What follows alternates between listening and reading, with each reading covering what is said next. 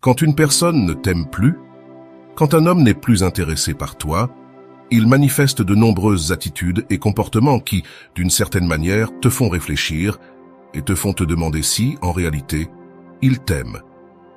Malheureusement, dans les émotions et les relations, les choses ne sont jamais claires. Il ne va jamais se passer ce que l'on te dit. Tu sais quoi? Effectivement, je ne t'aime plus. Effectivement, aujourd'hui, nous avons terminé, et c'est tout. Nous ne parlerons plus, ou nous resterons amis. Malheureusement, cela n'arrive jamais comme ça, car bien souvent, les relations tombent dans un halo d'indifférence et de jeu d'intérêt. D'un côté, il t'aime un jour, il te dit qu'il est ravi de toi, et le lendemain, il semble que tu n'existes pas. Cela se répète encore, et c'est un cycle qui est constamment présent. Malheureusement, dans de nombreux cas, les relations se maintiennent ainsi jusqu'à ce que, finalement, quelqu'un rompt le cycle. Mais pour te rendre compte de quand quelqu'un ne t'aime vraiment pas, quand quelqu'un ne t'aime pas, tu dois prêter attention à ces petites choses, ces miettes qu'il laisse derrière lui. L'une de ces miettes est cette première phrase que l'homme qui t'aime vraiment ne dit jamais, et c'est celle-ci. Ça m'est égal. Quand un homme, au cours d'une discussion, arrive réellement à un point où il dit « ça m'est égal », cela signifie qu'il te dit littéralement qu'il n'a aucun intérêt, aucun désir de faire en sorte que les choses fonctionnent avec toi. Cela s'intègre parfaitement dans le troisième point qui sera presque à la fin de cette vidéo. Peut-être un peu moins de la fin, peut-être dans le deuxième tiers de la vidéo, que je te recommande de regarder jusqu'à là, car tu vas me donner raison quand nous arriverons à ce point. Mais quand il dit « ça m'est égal », tout ce qu'il dit réellement, c'est qu'il n'a aucun intérêt à négocier avec toi ou à parvenir à un accord concernant nos différences. Parce que, concrètement, quand une personne t'aime, elle est très intéressée à ce que les choses fonctionnent, à ce qu'elles s'alignent et qu'elles soient, en quelque sorte, pour le bien-être des deux.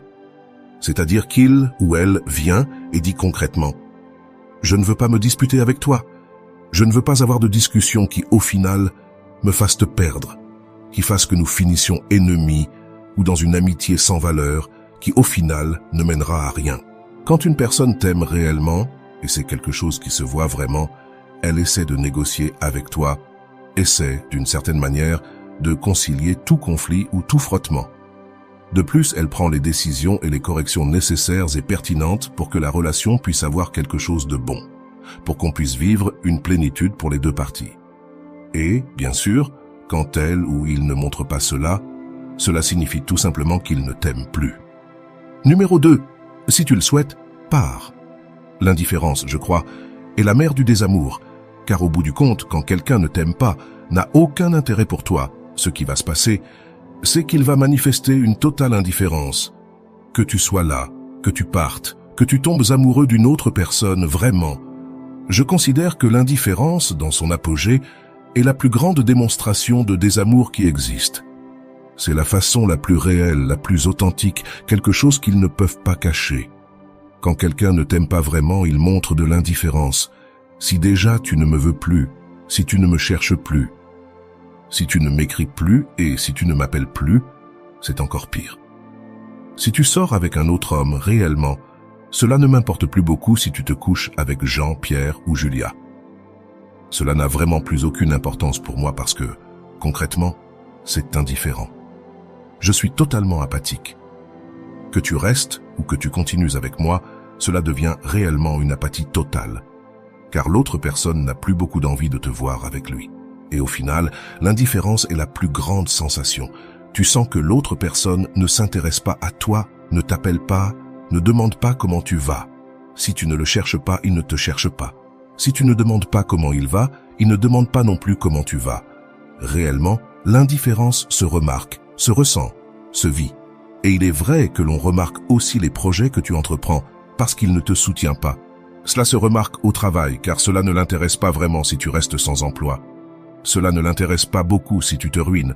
Cela l'intéresse très peu, peu importe ce que tu fais. Si ta mère est tombée malade, cela ne lui importe pas. Si l'un de tes enfants traverse une dépression, il s'assoit simplement sur le canapé, ouvre le journal et prend une bière sans dire grand-chose. L'indifférence, au final, lorsqu'elle s'intègre dans une période de volatilité où il montre un peu d'intérêt un moment et puis redevient indifférent, c'est qu'il ne t'aime vraiment plus. Il essaie, d'une certaine manière, de rendre la relation au moins tolérable. Comme je l'ai dit, l'indifférence et l'apathie sont finalement la plus grande manifestation de désamour qui puisse exister. Je ne sais pas ce que je ressens.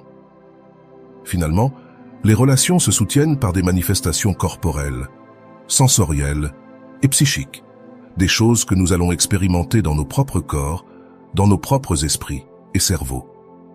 On ne peut pas espérer que quelqu'un nous aime simplement en raison d'une argumentation logique. Au final, les émotions prévalent sur toute raison, tout raisonnement ou toute chose que nous souhaiterions assimiler.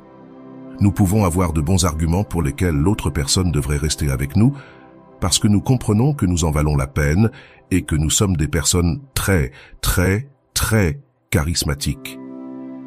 Mais cette personne, lorsqu'elle ne ressent pas cela et ne peut pas le matérialiser dans des expériences corporelles, cela ne sert à rien. La meilleure argumentation, au final, n'a aucun sens si elle n'est pas soutenue par les émotions que l'autre personne devrait ressentir pour toi. Par conséquent, quand cette personne ne ressent pas ces émotions, tes meilleurs arguments ne te seront d'aucune utilité. Quand il ne sait pas ce qu'il ressent, quand il ne sait pas ce qu'il cherche, au final, ce qui va se passer, c'est que cette personne va simplement chercher des raisons de rester avec toi, et aucune d'elles ne va le convaincre. Il va constamment ressentir le besoin de s'éloigner de toi. Que se passe-t-il? Eh bien, dans la plupart des cas, cette personne est déjà en train de sortir avec quelqu'un d'autre.